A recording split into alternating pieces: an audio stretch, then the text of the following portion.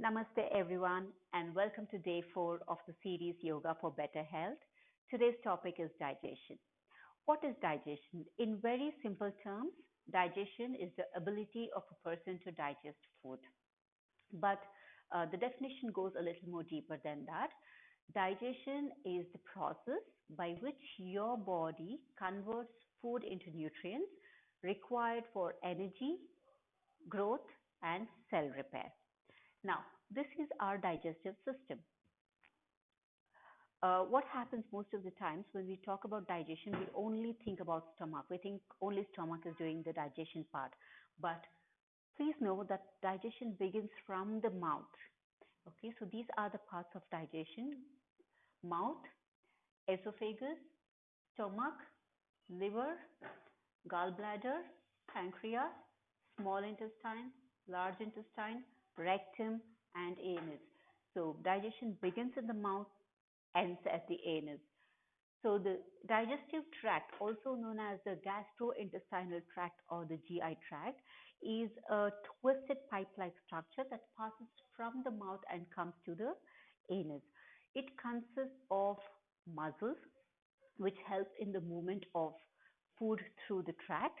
There are cells which produce enzymes which aid in digestion, which absorb nutrients, and which protect the body from any kind of a microbial infection. Then there are hormones which regulate the production of enzymes by the cells. So these are what the GI tract consists of. Along the way, GI tract has three organs which help in the process of digestion. That is our liver, gallbladder, and pancreas. These three also help in the process of digestion. So problem with any of these three, liver, gallbladder, and pancreas, also cause a problem with digestion. Now coming to common digestive disorders, there is gastroesophageal reflux disease, GERD, commonly known as heartburn. Heartburn once in a while may not be such a serious issue, but if it is there for a prolonged period of time or if it is very frequent, then you need to see a doctor. It could be a symptom for underlying disorders of the digestive system. Now, next one is the diarrhea.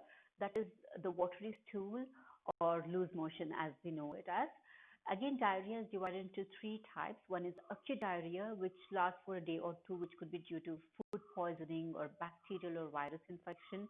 Then there is called traveler's diarrhea, which most of the times happens when we travel from one place to the other. It could be due to infection by parasites, change of food, change of water. Then the third one is chronic diarrhea, which lasts for 3 or 4 weeks or more. This is when medical attention is absolutely required. Then there is constipation, which is difficulty in the bowel movement. And this mainly happens due to dehydration of the body. If you're not having enough water, enough fluids in your body, constipation happens. This can also be sorted by certain kind of food which have high water content, like your cucumber, your greens, your tomato. All these have good quantity of water. Then there is gastroenteritis, that is the inflammation of the GI tract. Remember, GI tract passes from the mouth to the anus, so the inflammation of this. So this is also known as gastric problem, which consists of diarrhea, vomiting. Then there is abdominal pain, lack of energy, and fever. Then there are ulcers. So now what happens in ulcer is there's a thick mucus lining in the stomach and the small intestine. The fading of this mucus lining causes the digestive acids to attack the cells on the stomach and the small intestine, causing these ulcers. This is what causes the pain and in extreme condition also causes bleeding. Then finally there is hemorrhoids. Hemorrhoids are nothing but inflammation of the lower part of the rectum and anus. So the stretching of these vessels is what causes the pain and the irritation. So what are the preventive measures for all the digestive disorders? First thing is, since the digestion begins in the mouth, your mouth is the main digestive organ, Oral health is very important. Your oral hygiene has to be taken care of. So, washing your mouth regularly after every meal, brushing twice a day, keeping your gum health, keeping your tongue clean, and it is very important to visit your dentist at least twice a year to maintain your oral health. And then eat fresh, healthy, homemade food because you know what goes into the food when you make it home. You put healthy stuff, you put what is needed. So fresh, healthy, homemade food. And then add fibers to your food because they aid in digestion, like legumes, nuts, seeds, whole grains, all these add to your fibers. And then you need healthy fat in your diet. Most of the times we tend to ignore fat without understanding that healthy fat is very important for good health. Um, what happens when you have healthy fat with your meal? It gives you a feeling of satisfaction. Okay, then you don't crave for other sorts of unhealthy food to accompany with your meal. So healthy fats are very important. Omega-3 fatty acids, they also decrease the risk of inflammation of the digestive system. And then you have to stay hydrated. Dehydration is the main cause of constipation. Remember, we talked about it earlier. Constipation is mainly caused by dehydration. So drink enough water. And managing stress level, very important. Your brain is intricately and complicatedly connected to the digestive system. Anything that affects the brain impacts the digestive system. So it is very important to keep your stress level under control. And the stress levels are the main reasons for your ulcers, diarrhea, and constipation, and also irritable bowel syndrome. And it's important. The next point is to eat mindfully. Most of the times, um, we end up either watching TV or talking over the phone or fidgeting with the gadgets while eating food, which is actually very unhealthy. When you're eating, eat mindfully. That is, pay attention to the food that you're eating. Um, you know, observe what you eat, really feel your food, feel the texture of your food, the temperature of your food, the taste, smell your food, observe how the food looks on your plate, pay 100% attention to your food. This is very important for good digestion and good digestive system. The next point is chew your food, very important thing. Remember, digestion begins in the mouth. So when you put the food into your mouth, the teeth help break down the food into smaller particles. And the more you chew the food, more saliva is produced, which further aids in digestion. So these smaller particles are taken further into your digestive system, which puts less pressure on your stomach. So less pressure on your stomach, that means a better digestion. So chew your food well.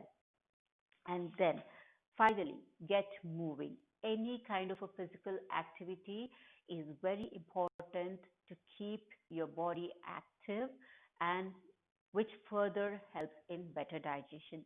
Any activity that you enjoy, it could be walking, running, jogging, swimming, any kind of a sport, dancing, yoga, whatever makes you happy, but have a regular routine of physical exercise. All right. So these are the points to remember with regard to digestive health. Now, coming to the asanas, let's go for the asanas. Okay, now coming to the asana practice. First, we begin with Vajrasana, diamond pose. Take your legs behind, knee together, your toe pointing back. Now here, make sure you don't arch your back. Nicely curl around your back, your hip placed on your heel, your shoulders relaxed. Hands on your lap or over one another. Close your eyes, take some deep breaths. Stay in this pose for about 5 to 10 minutes.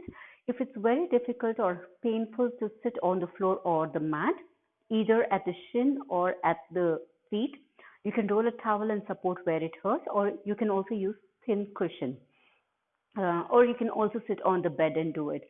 Remember, 5 to 10 minutes of Vajrasan before you go to bed is very good for digestion. All right.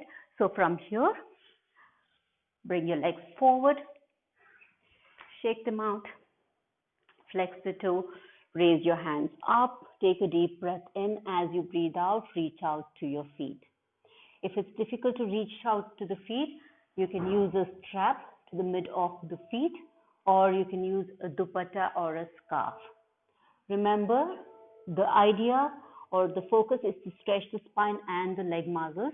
In the process, the hips also get stretched. Don't hunch the back. Take some deep breaths here. Hold it for about 30 seconds to a minute.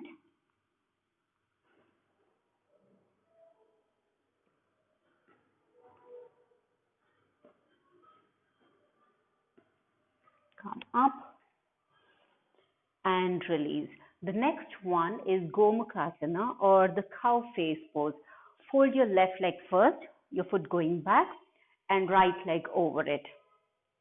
Okay, here your knee are coming in the same line. If this is a challenge, you can also bring your foot up. The top leg, foot on the floor, knee up. Or if this is possible, come to this pose. Now, my right leg is on the top, so I'm twisting to my left hand to my left foot, right hand going back, lengthen the spine, twist to the right. Take some deep breaths here.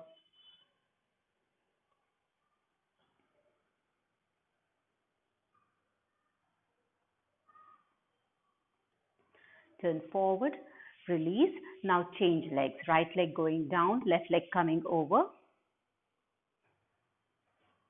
Now, my right hand going to the right foot, left hand back, twisting to the left side.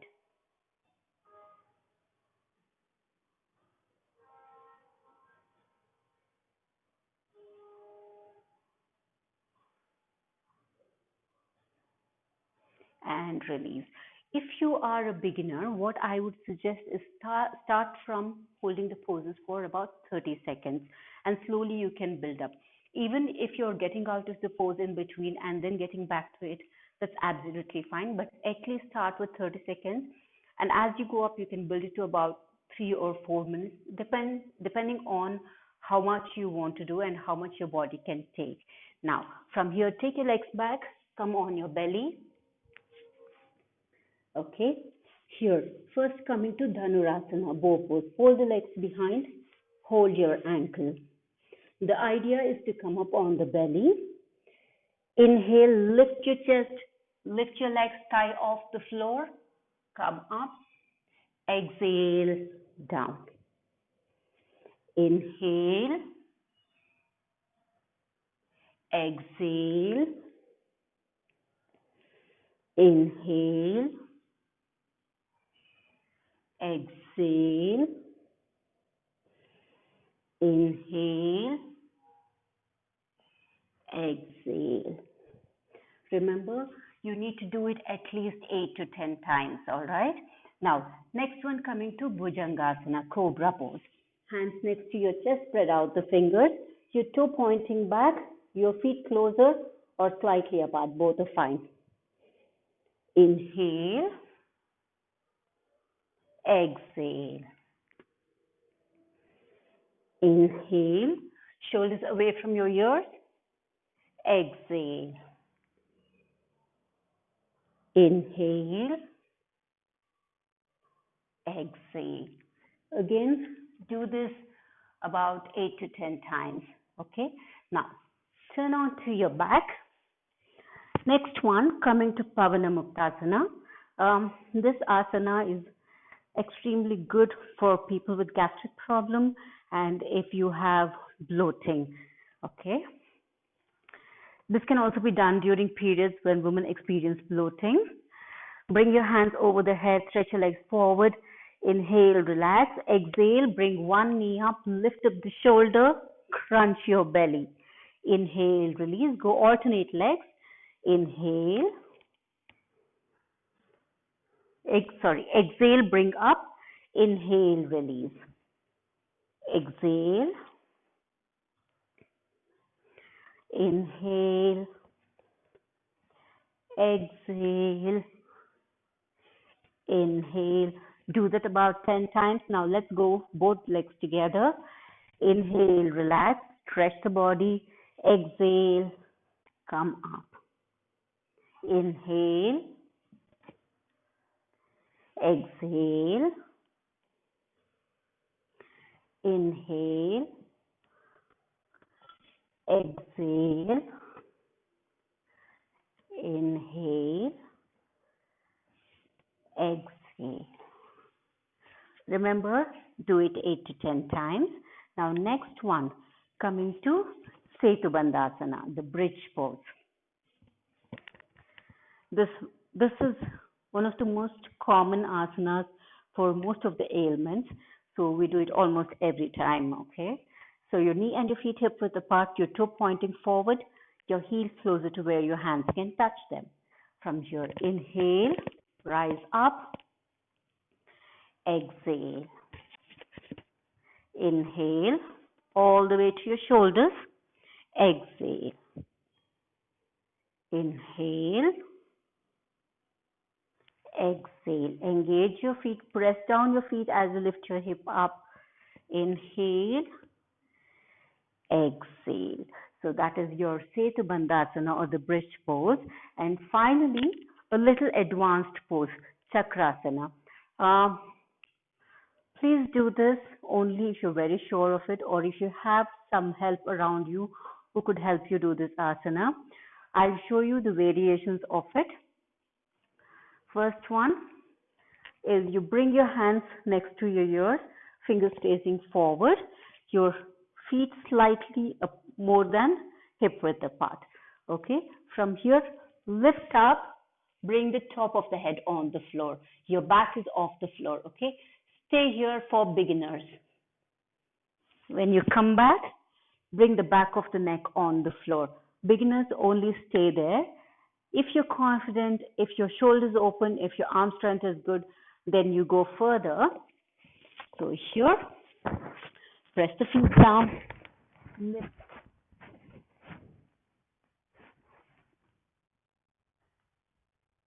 When you come back, bring the back of the head on the floor, hug your knee to the chest.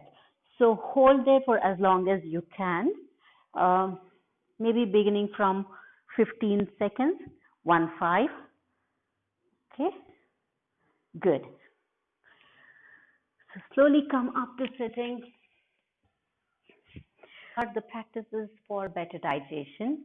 I had a couple of questions from you people after yesterday's session. One of you asked if whatever the asanas I'm teaching, are those the only asanas for those particular conditions? No, there are more asanas, there are more advanced asanas.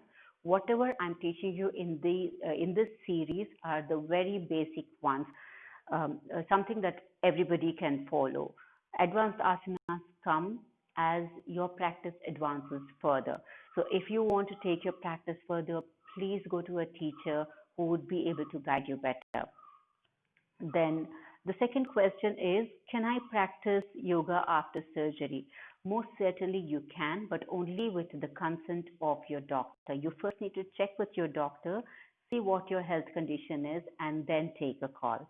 The third and final question that I got yesterday was, I'm a pregnant woman. Can I practice all that you're teaching? Most of it, yes, but I would advise you to do it under the guidance of a teacher. It's always better because there are certain things that you should avoid as a pregnant woman doing. For example, anything laying on your back, because as you already know, when you're pregnant, you cannot lay down on your back. You're not allowed to lay down flat on your back. Then anything that puts pressure on your stomach, you're not allowed to do. And you should be very careful. Balancing asanas are very good, but you should be very careful with them. So I would recommend you to see a teacher. And yes, I do teach pregnancy yoga. If you're interested, you can get in touch with me. So that is the information for today. I really appreciate these questions coming in, and thank you so much. If you have any questions regarding today's practice, get in touch with me. I'll try my best to answer them. I'll see you tomorrow again for session 5 of the series. So take very good care until then and see you tomorrow.